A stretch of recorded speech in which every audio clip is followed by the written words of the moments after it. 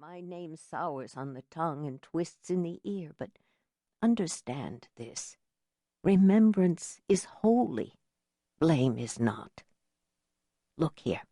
Look what I have kept all these years. After your bitter and rapid flight in the night, the three of us, your sisters and I, could only hunch next to the fire and press our emotions, our memories, into clay.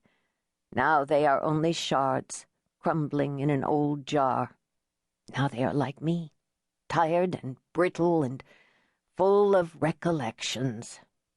My child, these are our lives. Even as Elohim dug up the red earth and breathed life into it, so we also scooped up river mud and breathed life into it. Each one of these clay fragments tells a story. Each one represents a season in this grand and cruel world of Elohim's. Listen, can you hear them? Part 1. Strangers in the Land. Eve.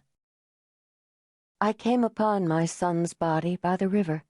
The morning was no hotter or drier than usual, but as I crossed the plains between the house and the river, the wind kicked up the dust clouds, and I had to hold my robe over my nose.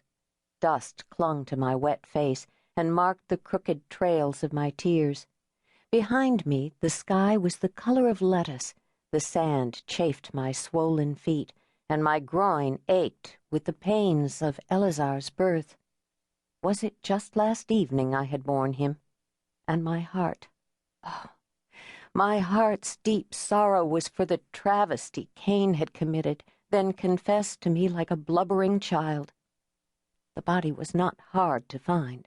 The flies and vultures led me to him, fallen under the date palms alongside the marshy river.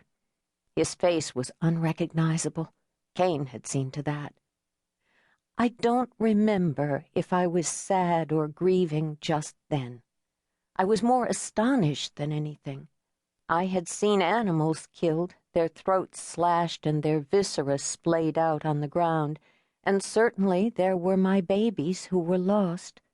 But nothing prepared me for the sight of Abel, my precious son, as still as a rock, his head bloodied and his neck arched back, stiff, at an unnatural angle. His eyes, I realize now that it was a miracle they had not yet been pecked out, once full of his vigor and brooding and planning, were empty. They said nothing to me. Of course, Abel had said little to me ever since he took to the fields to tend his goats and sheep. But that is no matter. He was still my favorite. Is a mother permitted to say such things about her children? I fell to my knees and threw my body over his. I lifted his head, cold and broken, to my breast, and cradled him there as I had done so often when he was a baby. Fresh tears refused to come, which was strange. It was as though I had been thrown out of the garden once again, rejected and abandoned, and as only Adam can testify, they flowed like a river then. And where was Adam, my husband? Did he not care about our son, the one kissed by Elohim for his magnificent sacrifice? Or had Adam's deafness prevented him from hearing my anguished cries when Cain told me what he had done?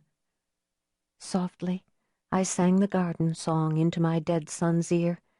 I knew he would hear it wherever he had gone off to. He had been the only one to understand its message and allure.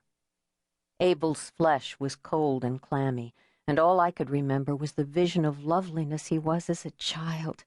Soft, chubby skin folds and eyes only for me.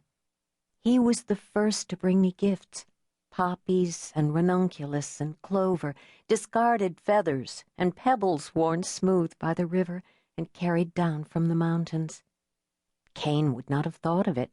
He was too busy traipsing after his father, digging, planting, terracing, and experimenting with anything green. What sorrow there is in having children! At first they tickle your heartstrings. They linger for your words, clutch at your skirts,